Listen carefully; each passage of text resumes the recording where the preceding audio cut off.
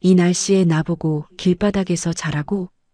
결혼 12주년 기념일에 갈비찜 3시간 동안 끓여놓고 기다렸더니 남편은 불륜녀랑 청담동 프렌치 레스토랑에서 와인 마시고 있었어요.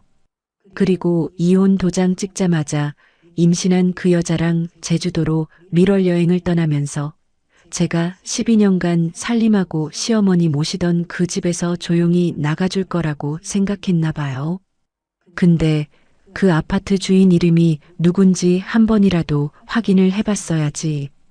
돌아가신 친정어머니가 제 이름으로 남겨주신 제 집이었거든요. 제 이야기 바로 들려드릴게요.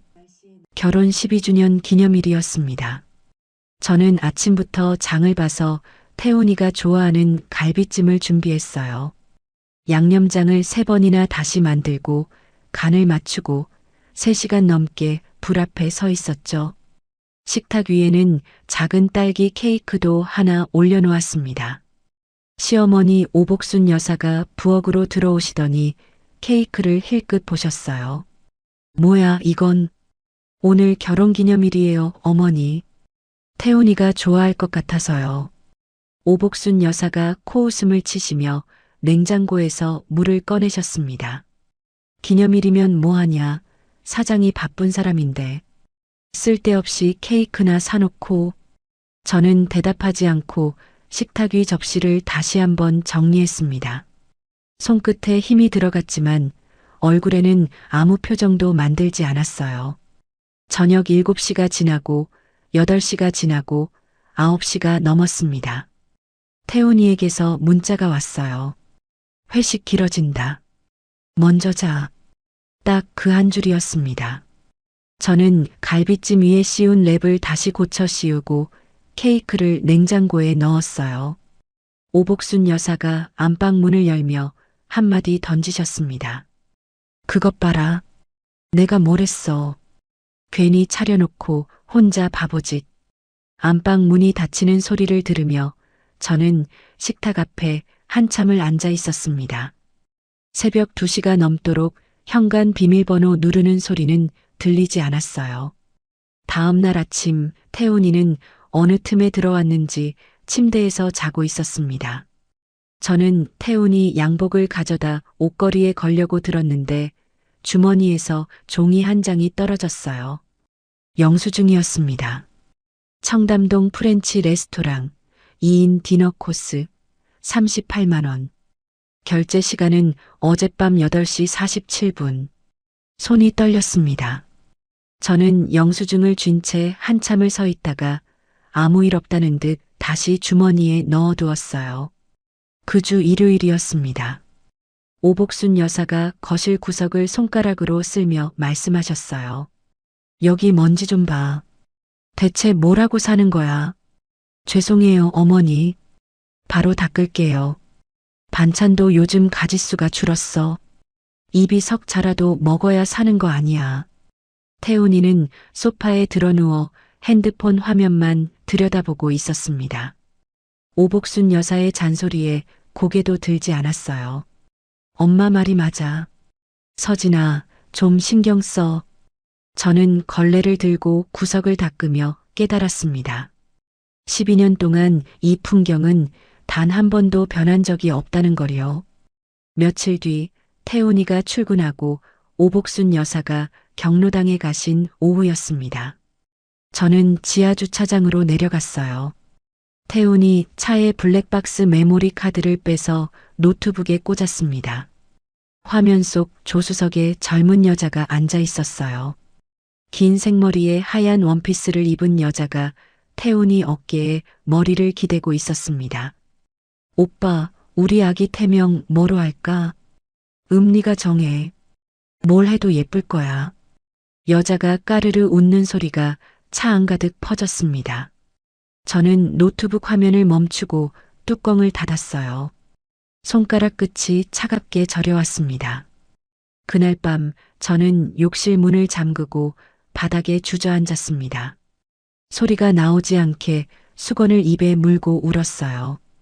얼마나 울었는지 모릅니다. 눈물이 멈추고 고개를 들었을 때 거울에 비친 제 얼굴이 보였어요. 눈이 퉁퉁 부어 있었습니다. 찬물로 세수를 했어요. 수건으로 얼굴을 닦고 거울 속의 저를 똑바로 보았습니다. 이대로 무너지면 안 됩니다. 저는 욕실을 나와 안방 옷장 깊숙이 넣어둔 서류 봉투를 꺼냈어요. 돌아가신 친정어머니가 남겨주신 것이었습니다. 아파트 등기권리증, 소유자 이름 윤서진. 어머니가 마지막까지 이건 꼭 내 이름으로 갖고 있어라 하셨던 그 서류였죠. 저는 서류 위에 적힌 제 이름을 손가락으로 짚었습니다. 다음 날 오전 모르는 번호에서 문자가 왔어요. 윤서진님, 안녕하세요. 한재민입니다. 같은 단지 상가의 인테리어 회사 분점을 열었습니다. 입주민 대상 할인 안내드립니다. 한재민. 대학교 4학년 졸업 전시회 때 제 옆자리에서 작품을 걸었던 동기. 12년 만에 보는 이름이었습니다. 며칠 뒤 저는 단지 앞 카페에서 재민이를 만났어요. 재민이는 예전보다 어깨가 넓어져 있었지만 웃는 모양은 똑같았습니다. 커피잔을 내려놓으며 재민이가 물었어요. 서진아, 너 그림 아직도 그려? 저는 대답하지 못했습니다. 결혼하고 단 한 번도 붓을 잡은 적이 없었으니까요. 시어머니가 살림하는 여자가 무슨 그림이냐 하시며 화구를 다 버리게 한 게 신혼 첫 해였습니다. 안 그려. 오래됐어. 재민이는 더 묻지 않았어요. 그냥 조용히 커피를 마셨습니다. 그날 저녁 태훈이가 평소보다 일찍 들어왔습니다. 현관에서 구두를 벗으며 저를 불렀어요. 서진아, 거실로 나와봐. 할 얘기 있어. 소파에 마주 앉았습니다. 태훈이가 무릎 위에 손을 올려놓고 입을 열었어요. 나 만나는 여자 있어. 아이도 생겼고. 저는 아무 말 하지 않았습니다. 태훈이가 제 눈치를 보며 말을 이었어요. 원만하게 정리하자. 네가 원하는 조건 다 맞춰줄게. 태훈이 눈에는 미안함 같은 건 없었습니다. 빨리 끝내고 싶다는 조급함만 보였어요. 이 아파트가 제 이름이라는 건 한마디도 꺼내지 않았습니다. 본인이 뭘 줄 수 있는 입장이 아니라는 걸 모르는 건지 아니면 아는데 모른 척하는 건지. 알겠어. 생각할 시간 줘. 저는 그 말만 하고 방으로 들어갔습니다. 문을 닫고 책상 서랍에서 볼펜과 노트를 꺼냈어요. 내가 가진 것, 그 제목 아래 하나씩 적어 내려갔습니다. 아파트, 적금, 보험, 태훈이 사업자금 연대보증 내역. 볼펜을 쥔 손에 힘을 주며 한 줄 한 줄 써 내려갔습니다. 다음 날 아침 저는 평소처럼 밥을 차렸습니다. 된장찌개에 계란말이, 김치, 멸치볶음까지 4가지 반찬을 식탁에 올렸어요. 태훈이는 아무 일 없다는 듯 숟가락을 들었습니다. 나 오늘 좀 늦을 수도 있어. 알겠어. 태훈이가 현관문을 나서고 30분 뒤 오복순 여사도 경로당에 가셨습니다. 저는 앞치마를 벗자마자 외출 준비를 했어요. 집에서 2블록 떨어진 법무사 사무실 문을 열고 들어갔습니다. 접수대 너머로 안경 쓴 중년 남자가 고개를 들었어요. 어떤 일로 오셨습니까? 이혼 절차랑 재산 문제 상담받으러 왔습니다. 상담실에 마주 앉아 서류를 펼쳐 보여드렸습니다. 법무사가 등기권리증과 증여계약서를 번갈아 보더니 고개를 끄덕였어요. 이 아파트는 혼인 전에 어머님한테 증여받으신 거니까 윤서진님 고유 재산입니다. 이혼해도 나눠줄 필요 없어요. 그 순간 어머니 목소리가 귓가에 울렸습니다. 서진아, 이건 꼭 내 이름으로 갖고 있어라. 무슨 일이 있어도. 돌아가시기 전 해주신 그 말씀이 이런 뜻이었던 거죠. 그리고 연대보증권은요. 이혼 성립되면 해지 요청 넣으시면 됩니다. 은행에서 채무자 재평가 들어가겠지만 그건 남편분이 알아서 하실 문제고요. 저는 메모를 하나하나 적으며 사무실을 나왔습니다. 그 주 저녁이었어요. 오복순 여사가 저녁상을 받으시며 태훈이를 쳐다보셨습니다. 태훈아, 서진이가 이혼 얘기 꺼내던데 네가 좀 바람을 피웠다고 이혼까지 해야 되겠냐? 태훈이가 고개를 돌리며 저를 보았습니다. 저는 국을 떠먹으며 가만히 앉아 있었어요. 오복순 여사가 젓가락을 식탁에 탁 내려놓으셨습니다. 남자는 다 그런 거야. 네가 좀 더 잘했으면 이런 일이 없었을 거 아니냐. 속이 부글부글 끓어올랐습니다. 하지만 저는 밥그릇을 내려놓지 않았어요. 생각해 보겠습니다, 어머니. 오복순 여사가 콧바람을 불며 다시 젓가락을 드셨고 태훈이는 안도한 표정으로 핸드폰을 만졌습니다. 저는 그 모습을 보면서 속으로 세웠어요. 이 사람들이 모르는 게 뭔지를.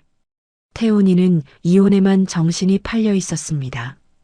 빨리 정리하고 유라한테 가고 싶은 마음뿐이었죠. 아파트가 제 명의라는 걸 알면서도 오복순 여사가 여기 살고 있으니 제가 함부로 못할 거라 생각하는 게 얼굴에 다 보였어요. 태훈이가 가져온 협의이혼 합의서에도 아파트 조항은 한 줄도 없었습니다. 저는 합의서를 읽는 척하며 말했어요. 위자료도 필요 없어. 빨리 끝내자. 태훈이가 눈을 크게 떴습니다. 진짜? 그래, 서진아. 고맙다. 네가 이렇게 나와주니까 나도 편하다.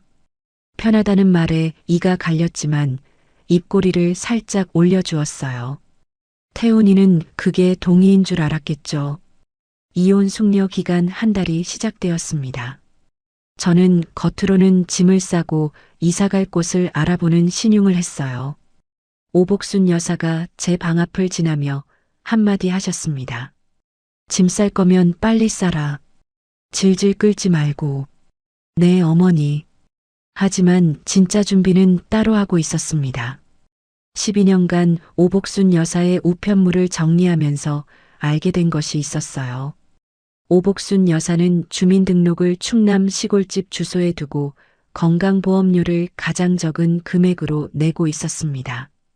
실제로는 12년째 서울 이 아파트에서 살면서요. 시골집은 사람이 살지 않아 관리비가 밀려 있었고 오복순 여사 앞으로 이 아파트에 배달된 택배 기록도 수두룩했어요. 저는 그 고지서들, 관리비 미납 내역, 택배 수령 기록까지 사진으로 찍어 따로 보관해 두고 있었습니다. 법무사에게 서류를 전부 전달했어요. 등기부등본, 증여 당시 계약서 원본, 세금 영수증, 그리고 오복순 여사의 보험 관련 자료까지. 법무사가 서류를 넘기며 말했습니다. 완벽합니다. 누가 뭐라 해도 흔들릴 게 없어요. 서류 정리를 마친 그 주 재민이를 만났습니다. 카페에서 커피를 마시다가 제가 이혼한다는 얘기를 꺼냈어요. 재민이는 놀란 표정이었지만 이것저것 캐묻지 않았습니다. 혹시 아파트 매매 빨리 해야 되는 상황이면 아는 사람이 있긴 해. 어떤 사람인데? 장원수라고. 현금으로 바로 사는 사람이야. 업계에서는 꽤 유명하거든. 며칠 뒤 재민이 사무실에서 장원수를 만났습니다. 50대 초반으로 보이는 남자가 서류를 찬찬히 넘기더니 고개를 끄덕였어요. 이 동네 재개발 예정이죠. 시세대로 현금 한 번에 치르겠습니다. 이혼 신고 수리되는 날 바로 잔금 넣고 등기 넘기는 걸로 하죠. 좋습니다. 저는 그 자리에서 가계약금을 받고 계약서에 서명했습니다. 숙려 기간이 끝나기 3일 전 태훈이에게서 전화가 왔어요. 서진아, 유라 입덧이 심해서 빨리 정리했으면 하거든. 좀 서둘러 줄 수 있어? 전화 너머로 여자 목소리가 들렸습니다. 저도 미안하게 생각해요. 수화기를 쥔 손에 힘을 주었습니다. 이를 꽉 물었다가 풀고 숨을 한 번 내쉬었어요. 알았어. 날짜 맞춰줄게. 숙려 기간이 끝난 날 가정법원이었습니다. 나란히 앉아 이혼 의사를 확인받았어요. 태훈이가 도장을 찍자마자 환하게 웃었습니다. 서진아, 고마워. 내 인생도 잘 살아. 저는 고개만 가볍게 끄덕였어요. 법원 복도에서 태훈이에게 등을 돌렸습니다. 그 뒷모습을 보지 않았어요. 그 오후 태훈이는 정유라와 제주도행 비행기에 올랐습니다. 태훈이 SNS에 공항에서 찍은 사진이 올라왔어요. 유라와 나란히 서서 여권을 들고 웃고 있었고 글에는 새로운 시작이라고 적혀 있었습니다. 저는 핸드폰 화면을 끄고 바로 장원수에게 전화를 걸었어요. 이혼 신고 수리됐습니다. 예정대로 진행해 주세요. 알겠습니다. 내일 오전에 잔금 넣고 바로 등기 접수합니다. 전화를 끊고 핸드폰을 테이블 위에 놓았습니다. 저는 미리 빼둔 캐리어 옆에 서서 오피스텔 창밖을 바라보았어요. 해가 지고 있었습니다. 다음 날 오전 10시 핸드폰에 문자가 하나 떴습니다. 잔금 입금 확인 문자였어요. 저는 원룸 오피스텔 바닥에 앉아 그 숫자를 한참 들여다보았습니다. 장원수 쪽 법무팀이 바로 등기 접수를 넣었을 거예요. 며칠 안에 아파트 주인 이름이 바뀌겠죠. 같은 시각 아파트에는 오복순 여사가 계셨을 겁니다. 평소처럼 거실에서 TV를 보고 계셨겠죠. 장원수 쪽 법무사가 아파트 초인종을 눌렀을 때 오복순 여사가 얼마나 놀라셨을지 저는 보지 못했습니다. 하지만 나중에 전해 들었어요. 법무사가 서류를 내밀었다고 합니다. 이 아파트가 매매로 주인이 바뀌었으니 2개월 안에 나가달라는 내용이었어요. 오복순 여사가 서류를 받아들고 읽다가 얼굴이 하얗게 변했다고 합니다. 뭐야 이게? 사기 아냐 이거. 안 받아. 나 안 받는다고. 법무사 얼굴에다 서류를 던지고 현관문을 쾅 닫아버리셨다더군요. 하지만 서류가 전달된 건 전달된 거였습니다. 오복순 여사가 바로 태훈이에게 전화를 걸었겠죠. 제주도 호텔 수영장 옆에서 칵테일을 마시고 있었을 태훈이, 선베드에 누워 유라 옆에서 느긋하게 웃고 있었을 태훈이, 전화를 받은 태훈이가 처음에는 무슨 소리냐며 웃었을 거예요. 그러다 직접 인터넷으로 등기를 확인했겠죠. 소유자란에 이전 접수가 되어 있는 걸 보는 순간 태훈이가 벌떡 일어났을 겁니다. 그 시각부터 제 핸드폰이 울리기 시작했습니다. 진동이 멈추지 않았어요. 태훈이, 오복순 여사, 그리고 태훈이 여동생 강수진이까지. 저는 책상 위에 핸드폰을 올려놓고 그냥 바라보았습니다. 부재중 10통, 20통, 30통. 핸드폰이 쉴 새 없이 떨렸어요. 책상 위에서 핸드폰이 조금씩 밀려나갈 정도였습니다. 50통, 60통, 70통, 단 한 통도 받지 않았습니다. 문자도 쏟아졌어요. 태훈이가 보낸 첫 번째 문자는 이랬습니다. 이게 무슨 짓이야? 당장 전화해. 두 번째, 서진아, 제발 통화 좀 하자. 세 번째, 너 지금 어디야? 제발. 그리고 마지막, 이 날씨에 나보고 길바닥에서 자라고? 저는 그 마지막 문자를 읽으며 입꼬리가 올라가는 걸 느꼈습니다. 12년 동안 제가 길바닥 같은 심정으로 살았던 건 생각도 못하겠죠. 태훈이는 밀월 여행을 이틀이나 남겨두고 제주공항으로 달려갔습니다. 택시 안에서 유라가 울먹이며 매달렸다더군요. 오빠, 나는 여기 혼자 두고 가는 거야? 지금 집이 날아갔는데 여행이 문제냐? 입 좀 다물어. 유라 얼굴이 굳었을 거예요. 태훈이한테 그런 말을 들은 게 처음이었을 테니까요. 그렇게 두 사람 사이에 첫 번째 금이 갔습니다. 서울에 도착한 태훈이가 아파트로 뛰어갔지만 오복순 여사는 현관문을 잠근 채 나오지 않으셨어요. 안에서 뭐라 소리치시는 게 복도까지 들렸다더군요. 태훈이는 법무사를 찾아갔습니다. 매매를 무효로 만들 수 없냐고 따졌겠죠. 법무사가 뭐라고 했을까요? 저는 답을 이미 알고 있었습니다. 아파트는 제가 결혼 전에 어머니한테 받은 제 재산이고 이혼이 정식으로 끝난 다음에 판 거니까 아무 문제가 없다는 얘기를 들었겠죠. 태훈이가 법무사 사무실 의자에 풀썩 주저앉는 모습이 눈에 보이는 것 같았습니다. 자기가 뭘 놓쳤는지 그제야 깨달았겠죠. 이혼 합의서에 아파트 조항을 넣지 않은 건 자기였으니까요.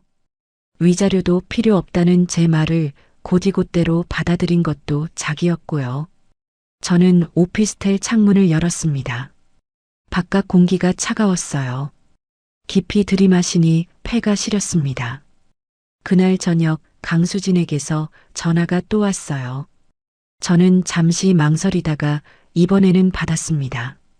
서진 씨, 나 수진이야. 수진이 목소리가 떨리고 있었어요. 아무리 그래도 어머니까지 길에 나앉게 하면 사람이냐? 12년을 같이 살았잖아. 저는 창밖을 보며 대답했습니다. 12년간 저는 사람 취급도 못 받았습니다. 수진이가 말문이 막힌 게 느껴졌어요. 전화 너머로 숨소리만 들렸습니다. 서진 씨, 더 드릴 말씀은 없어요. 전화를 끊었습니다. 오복순 여사는 2개월 안에 나가라는 통보를 무시하고 아파트에서 버티겠다고 하셨어요. 태훈이도 어머니 편을 들었습니다. 어머니가 12년 사신 집인데 그렇게 쉽게 나갈 수는 없지. 장원수 쪽에서는 예상했다는 듯 움직였어요. 퇴거 기한이 끝나면 바로 법원에 인도 명령을 신청할 준비를 하고 있었습니다. 저는 그 소식을 전해 듣고도 더 이상 개입하지 않았습니다. 아파트는 이미 제 손을 떠났어요. 이제부터는 장원수와 오복순 여사 사이의 문제였죠.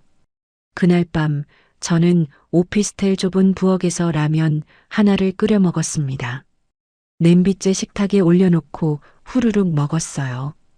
60평 아파트에서 매일 4가지 반찬에 국까지 끓이던 저였는데 라면 한 그릇이 이렇게 편할 수가 없었습니다. 누구 눈치도 보지 않아도 됐어요. 반찬 가짓수가 적다는 소리를 들을 일도 구석에 먼지가 있다는 잔소리를 들을 일도 없었습니다.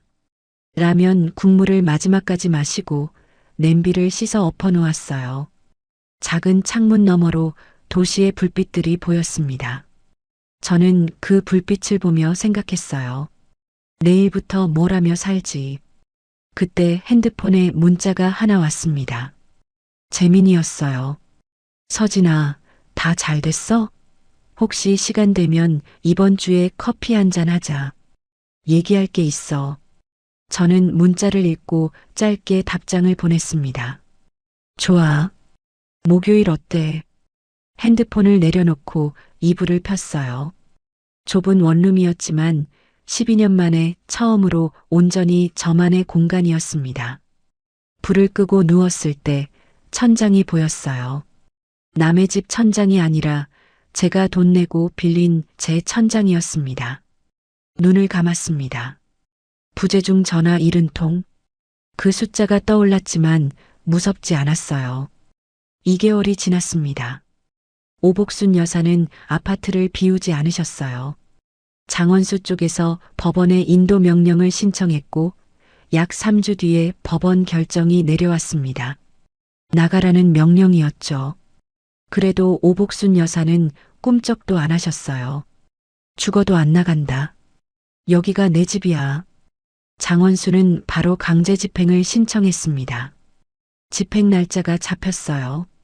저는 그 소식을 재민이에게서 전해 들었습니다.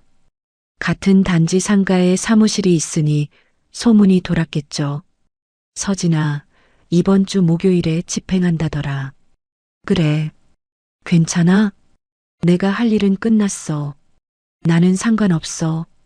재민이가 커피잔을 돌리며 저를 보았어요. 뭔가 더 말하고 싶은 눈이었지만 입을 다물었습니다. 강제 집행 당일 오전이었습니다. 저는 그 자리에 가지 않았어요. 오피스텔에 앉아 평소처럼 하루를 시작했습니다. 하지만 나중에 전해 들은 이야기는 이랬어요. 법원 집행관이 아파트 초인종을 눌렀습니다. 이사업체 인부 4명과 열쇠 여는 사람까지 현관 앞에 늘어섰어요. 집행관이 결정문을 들고 말했습니다. 법원 결정에 따라 강제 집행 나왔습니다. 문 열어주십시오. 안쪽에서 오복순 여사 목소리가 들렸어요. 문 열어. 여기 12년을 산 사람한테 이럴 수 있냐? 나는 안 나가. 집행관이 고개를 돌려 열쇠업자에게 고개를 끄덕였습니다. 잠금 장치를 따는 소리가 복도에 울렸어요. 현관문이 열렸습니다. 인부들이 안으로 들어갔어요. 오복순 여사의 가구며 살림살이를 하나씩 밖으로 옮기기 시작했습니다. 이불이 나오고 냄비가 나오고 신발장이 나왔어요. 액자, 옷까지, 빨래 건조대까지. 아파트 1층 입구 앞 공터에 물건들이 줄줄이 쌓였습니다. 같은 동 주민들이 베란다에서 내려다보았어요. 산책 나온 이웃들이 발걸음을 멈추고 수군거렸습니다. 저거 503호 아니야? 할머니 혼자 사셨잖아. 무슨 일이래? 집을 팔았다나 봐. 며느리가. 오복순 여사가 물건 더미 옆에 주저앉으셨습니다. 주름진 얼굴에 눈물이 줄줄 흘렀어요. 두 손으로 땅바닥을 치며 울음을 터뜨리셨습니다. 서진이가 이럴 수가. 그년이 이럴 수가. 내가 12년을 키워줬는데. 강수진이 연락받고 택시를 타고 달려왔어요. 어머니를 부축하며 일으키려 했지만 오복순 여사는 바닥에서 일어나지 않으셨습니다. 동네 사람들의 시선이 사방에서 쏟아지는 가운데 수진이가 겨우 어머니를 택시에 태웠어요. 수진이 집으로 향하는 택시 안에서도 오복순 여사의 울음소리가 새어나왔다더군요. 태훈이는 현장에 오지도 못했습니다. 회사 일로 빠져나올 수 없었던 거죠. 전화로 상황을 전해 듣고 원룸에서 벽을 주먹으로 내리쳤다고 합니다. 저는 그날 오후 재민이를 만났습니다. 오피스텔 근처 카페에 앉았어요. 재민이는 아무것도 묻지 않았습니다. 커피를 한 모금 마시더니 느닷없이 말했어요. 너 혹시 다시 뭔가 해보고 싶은 거 없어? 뭔가라니. 일이든 취미든 뭐든. 저는 커피잔을 감싸쥐고 한참을 생각했습니다.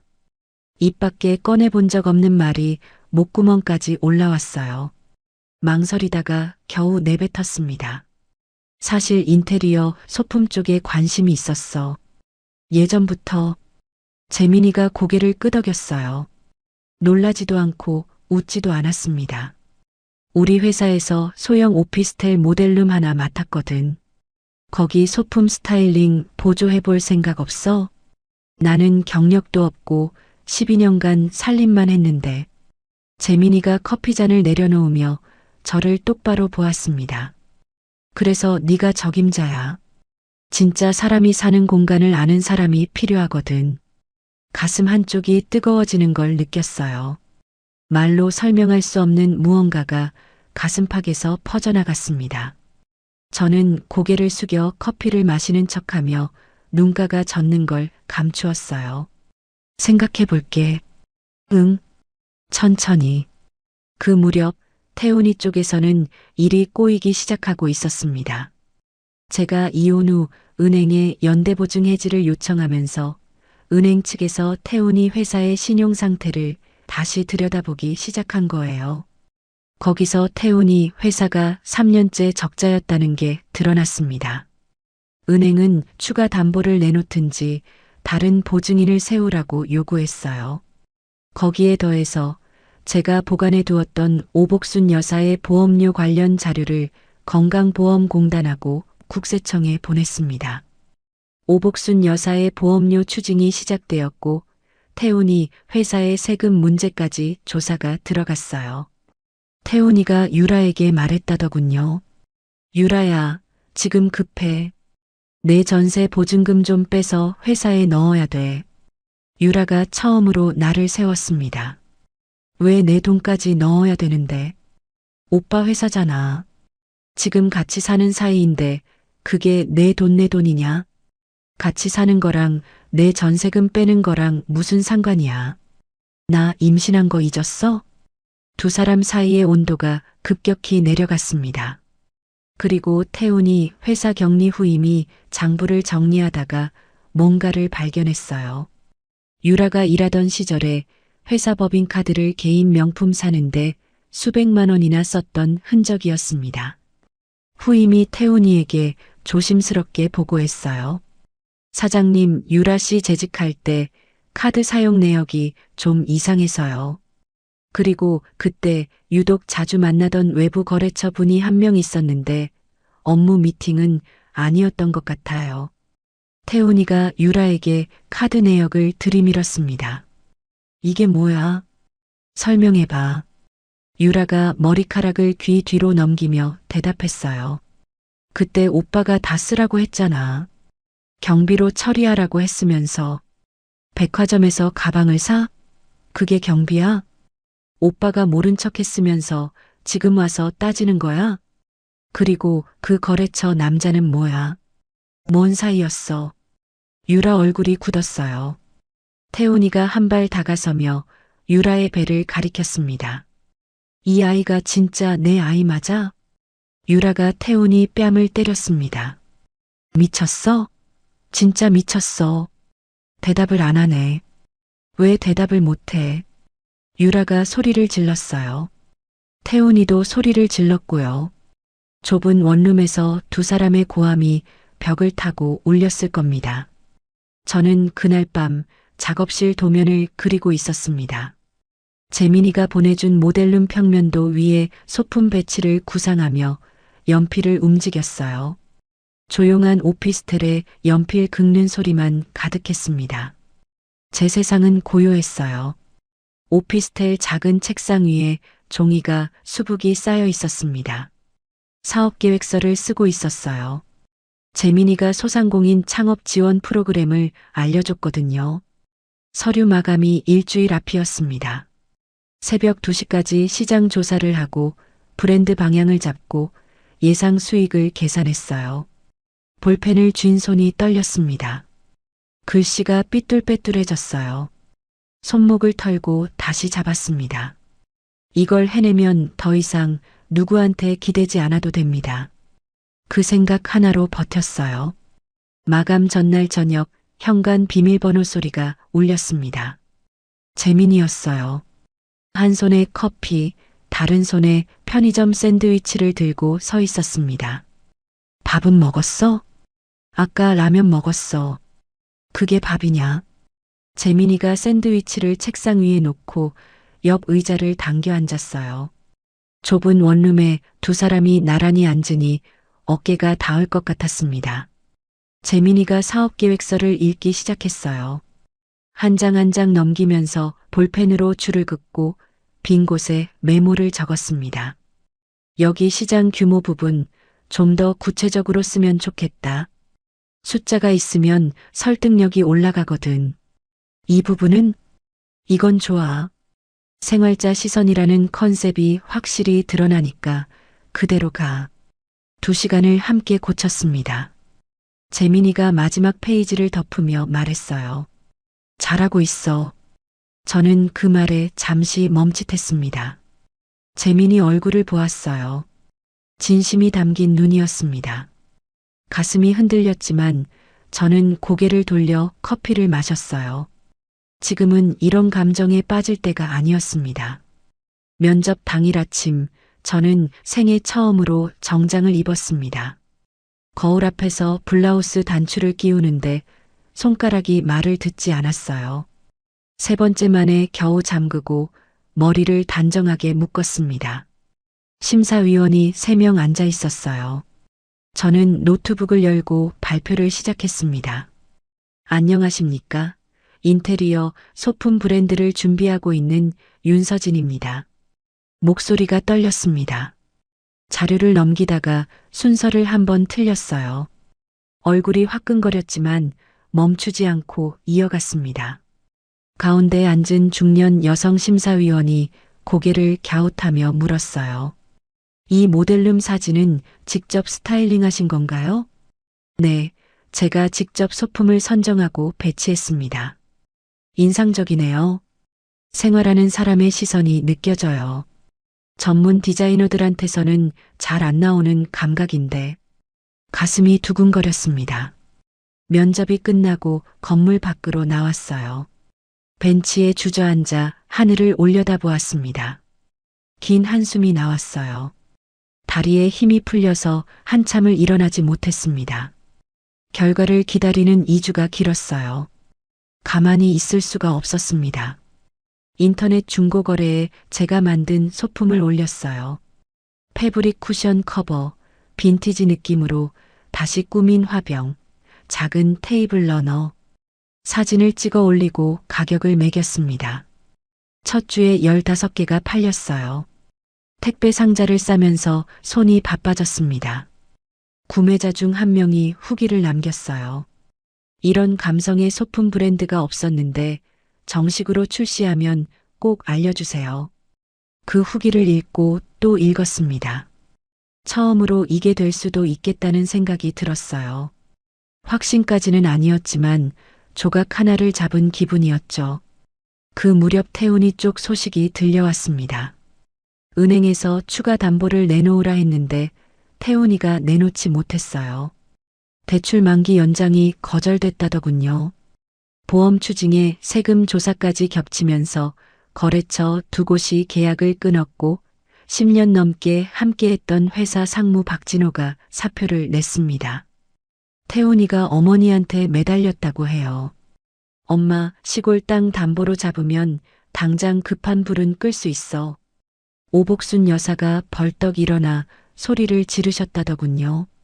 그 땅은 네 아버지가 남긴 마지막 재산이다.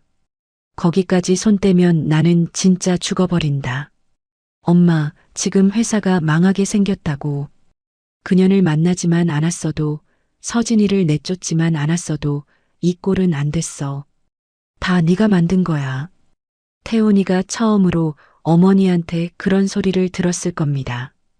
오복순 여사가 아들을 비난한 건 그때가 처음이었다더군요.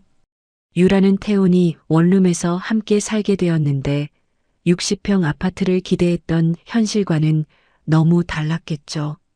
임신 7개월의 몸으로 좁은 부엌에서 라면을 끓이다가 유라가 터뜨렸다고 합니다. 나는 이렇게 못 살아.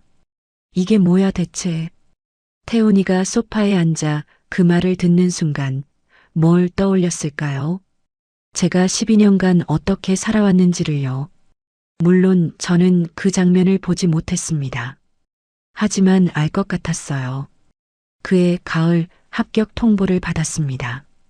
핸드폰 화면에 뜬 선정 2글자를 보고 한참을 멍하니 있다가 재민이에게 전화를 걸었어요. 재민아, 붙었어. 그래. 재민이가 잠시 말을 멈추었다가 말했습니다. 이제 진짜 시작이다. 각오해. 축하한다는 말 대신 던진 그 한마디가 오히려 마음에 와닿았어요. 지원금으로 소규모 작업실을 구했습니다. 브랜드 이름을 정하고 사업자 등록을 하러 세무서에 갔어요. 서류에 대표자 이름을 적었습니다. 윤서진. 펜을 쥔 손끝이 짜릿하게 떨렸어요.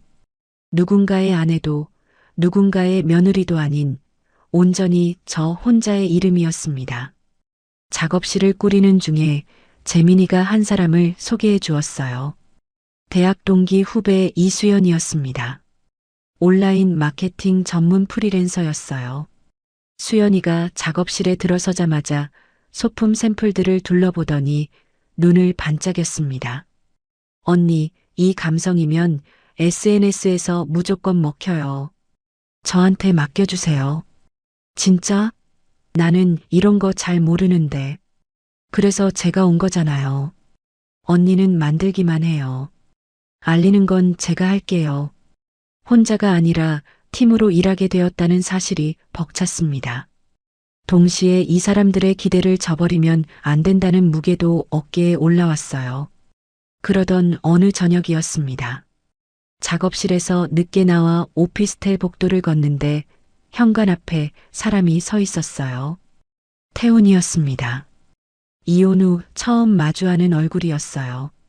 광대뼈가 드러날 만큼 볼이 꺼져 있었고 눈 밑에 그늘이 짙었습니다. 서진아, 5분만 얘기하자.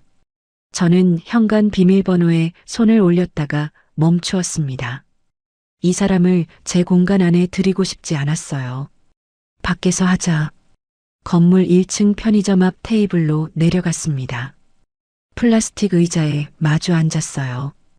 태훈이가 두 손을 깍지 끼며 입을 열었습니다. 태훈이가 깍지 낀 손을 풀었다 쥐었다 반복하며 말을 꺼냈습니다. 회사가 어려워. 은행에서 담보를 더 내놓으래. 보증해지 요청 철회해 줄 수 없겠냐? 저는 플라스틱 의자 등받이에 등을 기대고 태훈이 얼굴을 보았어요. 수척한 볼, 갈라진 입술, 초점 없는 눈.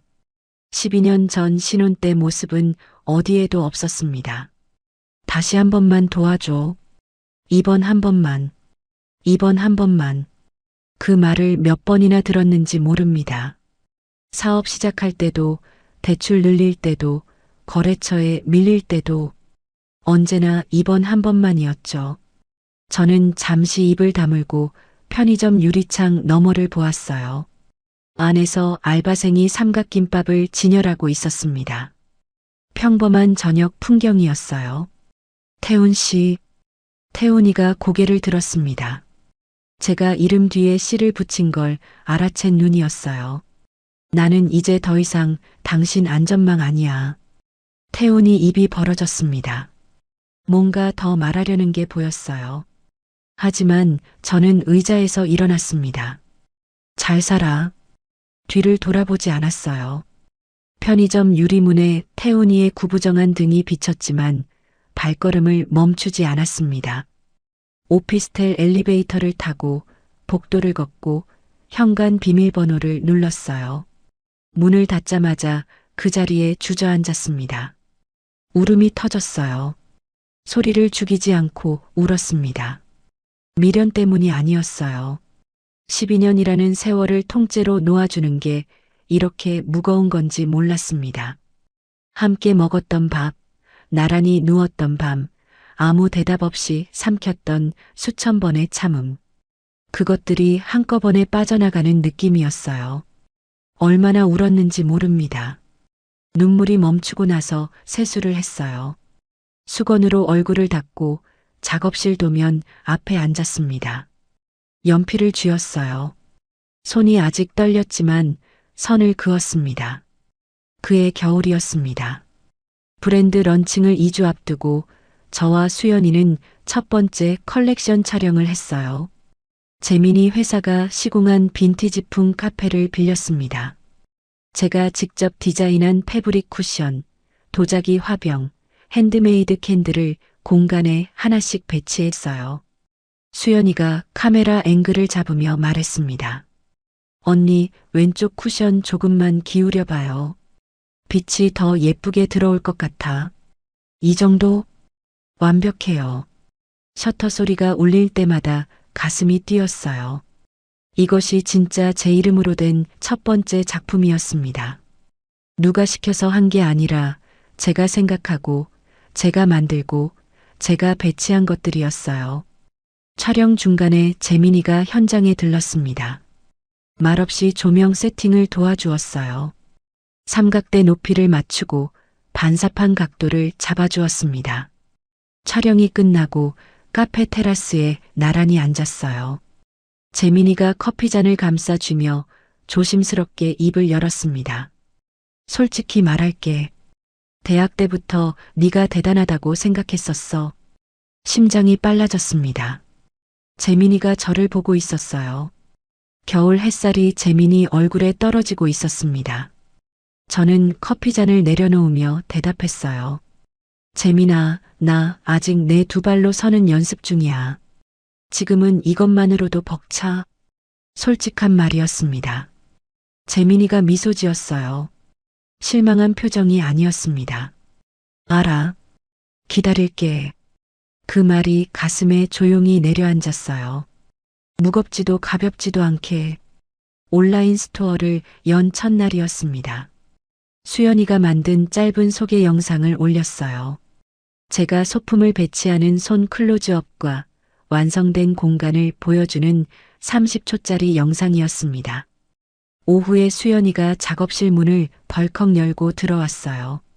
언니, 영상 조회수 지금 50만 넘었어. 뭐, 50만? 주문도 미쳤어. 첫 주 예상의 3배야. 저는 노트북 화면을 보았습니다.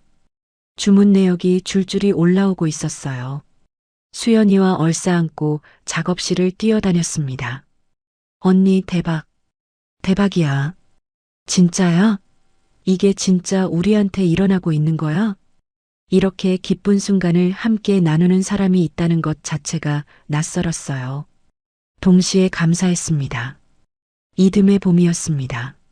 사업이 조금씩 자리를 잡아가던 어느 날 모르는 번호로 전화가 왔어요.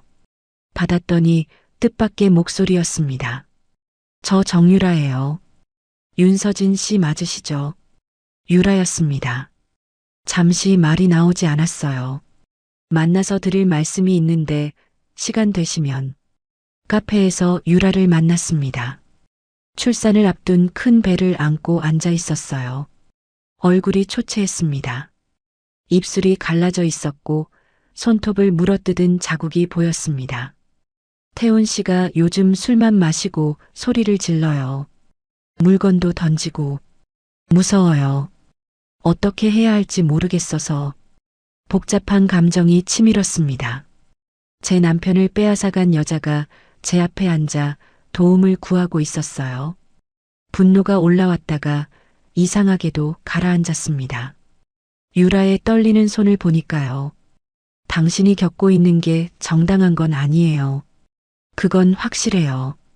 저는 핸드폰을 꺼내 번호 하나를 검색해 보여주었습니다. 여기 전화해 보세요. 전문 상담받을 수 있어요. 유라가 고개를 숙이며 코를 훌쩍였어요. 감사합니다. 정말 이런 부탁드릴 처지가 아닌 거 아는데. 부탁은 아니에요. 그냥 그쪽도 안전하게 지내세요. 카페를 나서며 문득 깨달았어요. 유라에 대한 감정이 달라져 있다는 걸요. 처음에는 원망과 분노뿐이었는데 지금은 그 자리에 묘한 연민이 있었습니다. 태훈이라는 남자가 여자를 대하는 방식은 상대가 바뀌어도 결국 똑같았어요. 동시에 그 굴레에서 벗어난 제가 얼마나 다행인지 가슴 깊이 느꼈습니다. 며칠 뒤 강수진에게서 전화가 왔어요. 이번에는 차분한 목소리였습니다. 서진 씨, 나 수진이야. 할 말이 있어서. 네, 말씀하세요. 수진이가 잠시 숨을 고르더니 말했습니다. 오빠가 유라 씨한테도 손을 대는 것 같아. 어머니는 알면서도 모른 척하고 계시고 나는 더 이상 이 가족 편을 들 수가 없어. 저는 입을 다물고 들었어요. 사실 12년 전에도 오빠 결혼하기 전에 사귀던 여자한테 비슷한 일을 한 적 있어. 그때도 어머니가 덮었어. 전화를 끊고 한동안 벽을 바라보았습니다. 12년 전부터였다는 말이 머릿속에서 맴돌았어요. 제가 처음이 아니었고 유라도 처음이 아니었던 거죠. 고개를 돌려 작업대를 보았습니다. 내일 포장해야 할 주문 상자들이 쌓여 있었어요. 저는 의자에서 일어나 테이프 커터를 집어들었습니다. 상자 하나를 접고 소품을 넣고 완충제를 채우고 봉했어요. 하나, 둘, 셋. 손을 움직일수록 머릿속이 정리되었습니다. 유라가 떠나고 2주 뒤 태훈이 회사가 부도 처리되었습니다. 직원들 월급이 밀린 게 신고가 들어갔고 사업자 신용은 바닥이 났어요. 오복순 여사의 보험료 문제와 세금 조사 결과까지 나오면서 추징금 통보가 떨어졌습니다. 태훈이가 10년간 쌓아왔다고 믿었던 것들이 전부 모래 위에 서 있었던 거예요. 제 보증과 어머니의 유산 위에 올려놓은 것들이었죠. 오복순 여사가 결국 시골 땅을 파셨습니다. 밀린 직원 월급 일부와 추징금을 해결하셨어요. 마지막 재산이었습니다.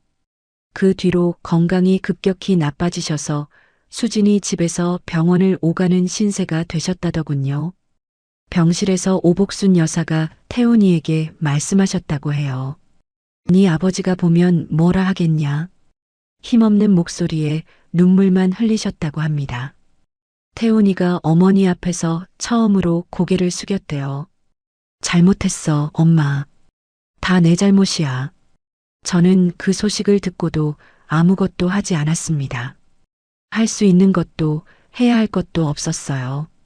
그 무렵 저는 두 번째 컬렉션을 준비하면서 처음으로 오프라인 팝업 스토어를 기획하고 있었습니다. 성수동의 작은 공간을 빌려서 공간 디자인부터 동선까지 직접 그렸어요. 수연이가 작업실에서 제 도면을 보더니 눈이 커졌습니다. 언니, 반년 전에 사업 계획 썼으면서 손 떨던 사람 맞아요? 나도 모르겠어. 맞나? 확실히 달라졌어요. 선이 안 흔들려요. 팝업 스토어 오픈 전날 밤이었습니다. 재민이가 도우러 왔어요. 둘이서 밤늦게까지 선반을 조립하고 소품을 배치했습니다. 나사를 돌리고 수평을 잡고 위치를 바꾸고 끝나니 자정이 넘어 있었어요. 작업실 바닥에 나란히 앉아 컵라면을 먹었습니다. 재민이가 면을 후루룩 넘기며 말했어요. 솔직히 너 이혼했다고 들었을 때 걱정 많이 했다. 걱정? 근데 지금 보면 내가 걱정할 사람이 아니었어. 덕분이야. 재민이가 고개를 저었습니다. 젓가락으로 허공을 가리키며 단호하게 말했어요. 나는 기회를 줬을 뿐이야. 한 건 전부 너야. 컵라면 국물을 마시며 그 말을 곱씹었습니다. 따뜻한 국물이 목을 타고 내려가면서 눈시울이 뜨거워졌지만 울지 않았어요. 팝업 스토어 오픈 당일이었습니다. 예상보다 사람이 많이 왔어요. SNS를 보고 찾아온 젊은 여성 고객들이 소품을 하나하나 집어들며 반응을 보였습니다. 이거 진짜 예쁘다. 집에 놓으면 분위기 완전 달라질 것 같아요. 일상이 예뻐지는 느낌이에요. 저는 손님 한 분 한 분에게 소품의 이야기를 들려드렸어요. 이 화병은 어떤 생각으로 만들었는지, 이 쿠션은 어디에 놓으면 좋은지, 제가 만든 물건이 누군가의 일상에 들어간다는 사실에 가슴이 벅찼습니다. 마지막 날 오후였어요. 매장 입구에 낯익은 얼굴이 보였습니다. 강수진이었어요. 수진이가 매장을 천천히 둘러보았습니다. 캔들 하나를 집어들고 향을 맡으며 말했어요. 진짜 대단하다, 서진 씨. 저는 가볍게 웃었습니다. 와줘서 고마워요. 수진이가 캔들을 계산대에 올려놓으며 조심스럽게 말했어요. 오빠 요즘 많이 힘들어해. 어머니도 편찮으시고. 저를 압박하거나 부탁하는 눈은 아니었습니다. 그냥 전하는 것 같았어요. 그렇구나. 서진 씨 행복했으면 좋겠다. 수진이가 소품 봉투를 들고 돌아갔습니다. 그 뒷모습을 보며 문득 손이 멈추었어요. 태훈이에 대한 마지막 남은 감정이 뭔지 스스로에게 물었습니다. 미움은 아니었어요. 미련은 더더욱 아니었고요. 12년을 함께 보낸 사람이 무너져 내리는 것에 대한 측은함. 그게 전부였습니다. 그 감정을 부정하지 않되 그게 저를 다시 끌어들이게 두지는 않겠다고 다짐했어요. 팝업 스토어가 끝나고 얼마 지나지 않아 라이프스타일 매거진에서 연락이 왔습니다. 인터뷰를 하고 싶다고 했어요. 경력 단절 주부에서 소품 브랜드 대표가 된 사연에 관심이 있다고요. 기자가 카페에서 녹음기를 켜며 물었습니다. 이혼 후 창업까지 힘든 과정이었을 텐데요. 원동력이 뭐였나요? 저는 이혼이나 복수 이야기는 하지 않았어요. 오래 살림을 한 사람은 사물의 쓸모를 알아보는 눈이 있어요. 어떤 소품이 공간을 편안하게 만드는지, 어떤 질감이 손에 닿았을 때 좋은지, 매일 집안에서 부딪히며 알게 된 거죠. 그게 저의 경쟁력이에요. 기자가 고개를 끄덕이며 펜을 움직였습니다. 기사가 나간 뒤로 주문량이 2배로 늘었어요. 태훈이도 그 기사를 봤다더군요. 온라인에서 제 브랜드를 검색하고 SNS에 올라온 작업실 사진을 들여다봤다고 합니다. 활기차게 웃는 제 얼굴을요. 태훈이가 그 화면을 얼마나 오래 보고 있었는지는 모릅니다. 다음 날 아침이었습니다. 작업실 문 앞에 사람이 서 있었어요. 구겨진 운동복에 면도도 안 한 얼굴. 태훈이었습니다. 서진아. 저는 작업실 열쇠를 쥔 채 멈추었습니다. 다시 시작할 수 없겠냐? 다 잘못했어. 한 번만 더 기회를 줘. 태훈이 눈에 절박함이 보였어요. 진심처럼 보였습니다. 하지만 저는 그 눈빛을 알고 있었어요. 12년 전 이번 한 번만 도와달라 했을 때와 똑같은 눈이었습니다. 태훈 씨, 태훈이가 한 발 다가왔어요. 진짜 반성하고 있다면 그건 나한테 할 일이 아니라 당신 스스로한테 할 일이야. 나는 당신 구명조끼가 아니야. 이제는 당신 힘으로 살아봐. 태훈이가 입을 벌렸다 다물었습니다. 한참을 서 있다가 아무 말 없이 돌아섰어요. 구부정한 등이 골목 끝으로 사라졌습니다. 가슴 한쪽이 시렸지만 발은 그 자리에 있었어요. 잠시 뒤 핸드폰이 울렸습니다. 재민이 문자였어요. 아까 작업실 앞에 누가 왔던 거 봤다. 괜찮아? 저는 엄지로 2글자를 쳤습니다. 괜찮아. 그리고 지웠다가 다시 썼어요. 진짜 괜찮아. 이번에는 정말로 괜찮았습니다. 작업실 문을 열고 들어갔어요. 책상 위에 다음 시즌 스케치북이 펼쳐져 있었습니다.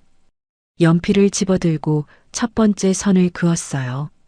브랜드를 시작한 지 1년이 되었습니다. 성수동의 첫 번째 단독 매장 오픈을 준비하고 있었어요. 수연이는 정직원이 되어 마케팅 팀장을 맡았고 파트타임 직원도 2명 뽑았습니다. 1년 반 전 오피스텔 책상에서 혼자 사업계획서를 쓰던 시절과는 비교할 수 없는 현실이었어요. 매장 오픈 전날 밤이었습니다. 직원들을 다 보내고 혼자 매장에 남았어요. 조명을 하나씩 켜보았습니다. 따뜻한 빛이 선반 위 소품들 위로 내려앉았어요. 화병, 캔들, 쿠션, 테이블 러너. 하나하나 제 손을 거쳐 만들어진 것들이었습니다. 벽에 걸린 브랜드 로고 아래 작은 글씨가 새겨져 있었어요. 파운디드 바이 윤 SEOJIN. 그 글씨를 한참 들여다보았습니다. 이 이름은 누군가의 아내도 누군가의 며느리도 아닌 저 자신만을 가리키고 있었어요. 목이 메었습니다. 손등으로 눈가를 훔치고 조명을 껐어요. 오픈 당일 아침 매장 입구에 화환 대신 제가 직접 스타일링한 야생화 화병을 놓았습니다. 들꽃 몇 송이를 낮은 도자기에 꽂았는데 그게 이 브랜드와 더 어울렸어요. 재민이가 가장 먼저 도착했습니다. 한 손에 얇은 액자를 들고 있었어요. 축하 선물. 뭐야 이건? 포장을 벗기니 액자 안에 수채화 한 점이 들어 있었습니다. 파란 하늘 아래 창가에 놓인 화분을 그린 그림이었어요. 저는 그 그림을 보는 순간 숨이 멎는 것 같았습니다. 이거 졸업 전시회 때 내가 그린 거잖아. 재민이가 뒷목을 긁으며 말했어요. 그때 너 몰래 사진 찍어뒀었거든. 원본은 아니고 인화한 거지만 20년 가까이 갖고 있었다. 20년을? 뭐 그냥 버리기 아까워서. 재민이가 눈을 피했습니다. 귀끝이 빨개져 있었어요. 저는 액자를 가슴에 안고 한참을 말하지 못했습니다. 잃어버렸다고 생각한 제가 사실은 어딘가에 계속 있었던 거예요. 누군가의 기억 속에, 이 그림 속에. 고마워. 진짜 고마워. 재민이가 고개를 끄덕이며 웃었어요. 사람들이 모여들기 시작했습니다.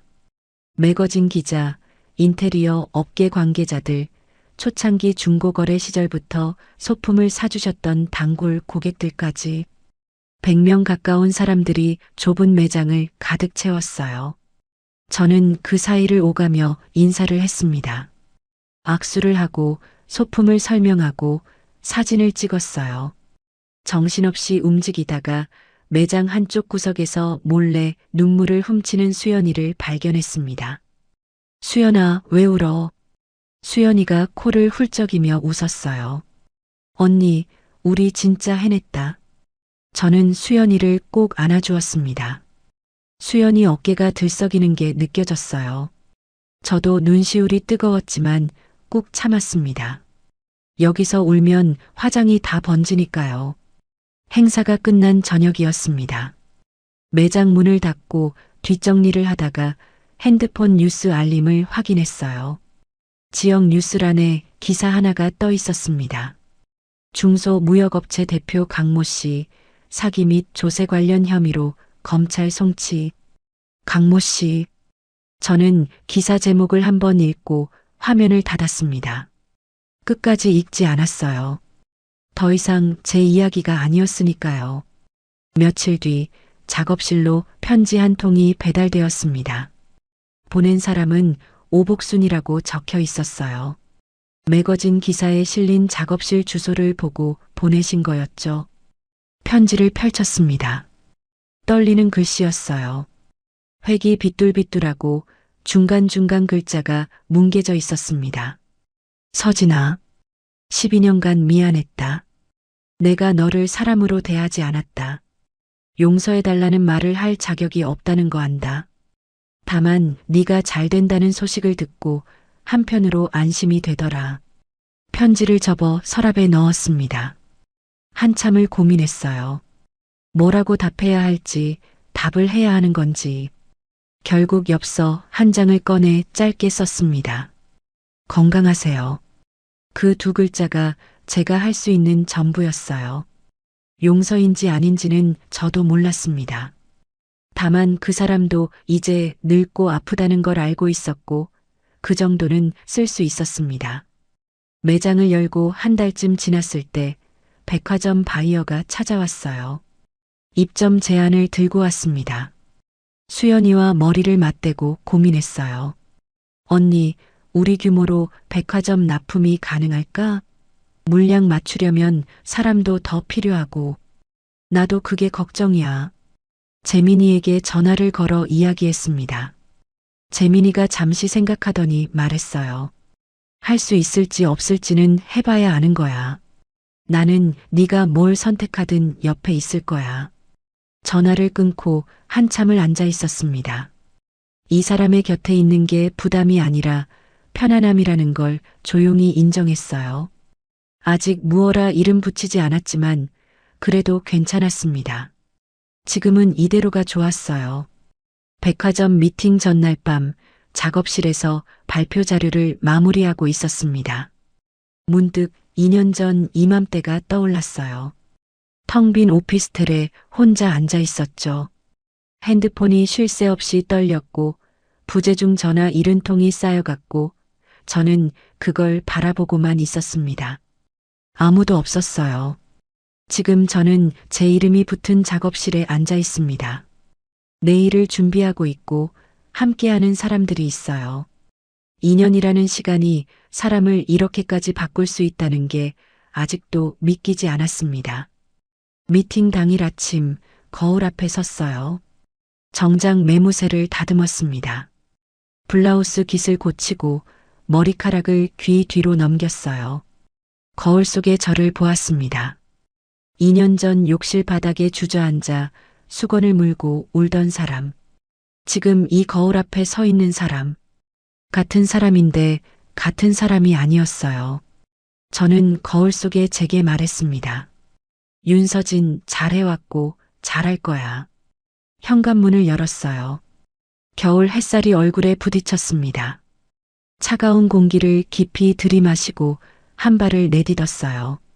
매장 쇼윈도 너머로 거리를 걷는 사람들이 보입니다. 선반위 소품들 사이로 오후 햇빛이 부서지고 있어요. 매장에 서서 문득 생각했습니다. 이혼 도장을 찍던 날 제가 잃은 건 남편이 아니었어요. 누군가의 곁에 서야만 존재할 수 있다는 착각을 잃은 거였죠. 제가 얻은 건 아파트 매각 대금도 사업 성공도 아니었습니다.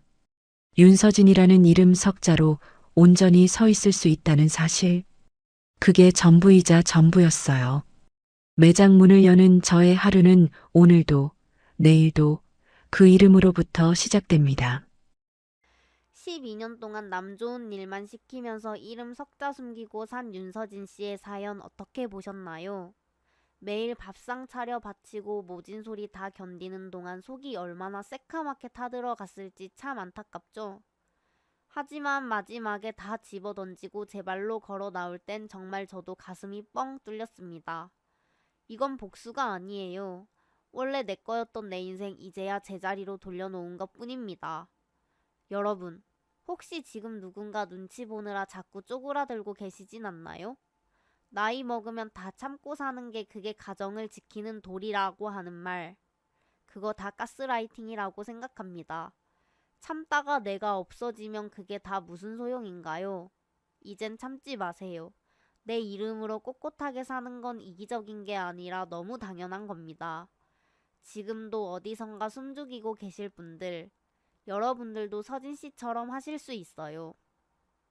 늦은 때라는 건 절대 없으니까 이제 진짜 여러분의 인생을 사셨으면 좋겠습니다.